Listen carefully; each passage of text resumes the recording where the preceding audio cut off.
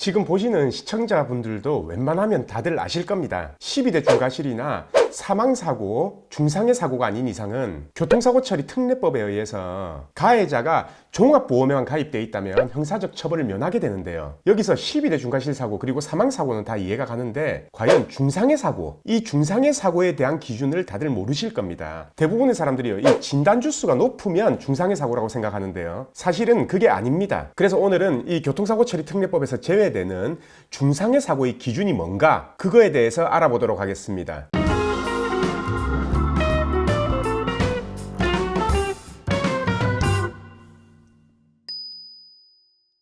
안녕하세요. 매일 새로운 정보를 드리는 채널 보상가배상TV입니다. 구독과 좋아요, 알림 설정은 꼭 부탁드립니다. 대부분의 사람들이요, 뼈가 많이 부러지고 그리고 진단주수가 높게 나오면요, 이거를 중상해 사고라고 생각해서 경찰이나 검찰에 중상해로 처벌해달라 이렇게 요구하는 경우가 많습니다. 아시다시피 예전에는요, 아무리 중상해라고 하더라도 이 교통사고 처리 특례법에서 종합보험에 가입되어 있다면 형사처벌을 안 받았었는데요. 2009년도에 헌법재판소에서 이 교통사고 처리 특례법 제4조 제1항에 대해서 위헌 결정을 내리면서요, 그때부터는 이 종합보험에 가입돼 있어도 중상해 사고일 때는 무조건 형사처벌 대상이 됩니다. 보통 이 최근에 나오는 운전자 보험에서요, 교통사고 처리 보장 특약이라고 있거든요. 쉽게 말하면 이 형사비금을 1억 원까지 지원을 하는 건데요, 이 담보에서는요, 피해자가 자동차 보험의 상해급수 1, 2, 3급에 포함되면은 1억을 한도로 지급한다라고 규정되어 있습니다. 그래서 보통 사람들이 1, 2, 3급이 되면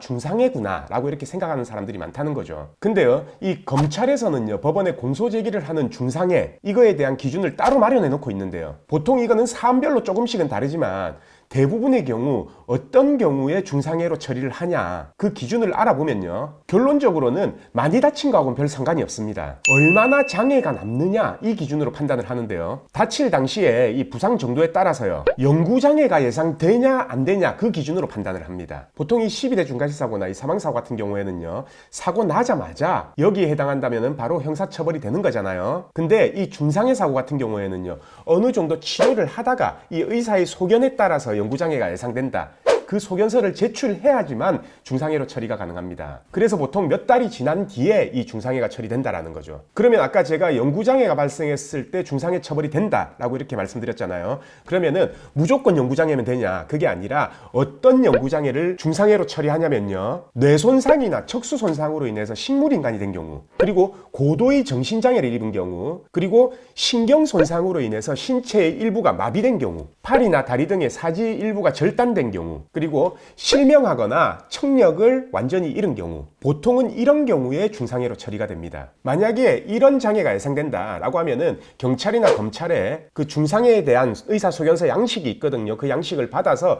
의사한테 소견서를 받아서 제출하면 됩니다. 물론 제가 말한 거는 이 검찰청의 기본적인 지침이고요, 물론 사안별로 또는 부상이나 장애별로 형사처벌을 할지 말지는 검찰에서 결정하게 됩니다. 하지만 단순히 우리가 팔, 다리가 골절돼서 안 움직인다, 이런 영구장애로는 중상해 처벌이 안 된다라고 보시면 됩니다. 솔직히 그렇거든요. 허벅지에 대퇴골 골절이 되면요, 이 분쇄 골절이 되면 보통 진단이 12주에서 16주, 많게는 20주까지 나와요. 당연히 자동차 보험에서도 이 상해급수 1급이거든요. 보통 이렇게 많이 다치신 분들은 중상은 맞지만 이 검찰에서 정하는 중상해 기준은 아니다라는 겁니다. 하지만 이렇게 부상당한 사람들이 만약에 중상해가 안 된다라면 가해자가 다른 12대 중과실이 있다면요, 요즘 나오는 운전자 보험에서는 이 형사비금을 1억까지 지원하거든요. 그래서 만약에 가해자가 최근에 출시된 이 운전자 보험을 가지고 있다라고 하면은 형사비금을 최대한 많이 받아버리면 됩니다. 그리고 마지막으로 이런 질문들을 많이 하더라고요. 12대 중과실 사고나 사망사고, 중상해 사고인데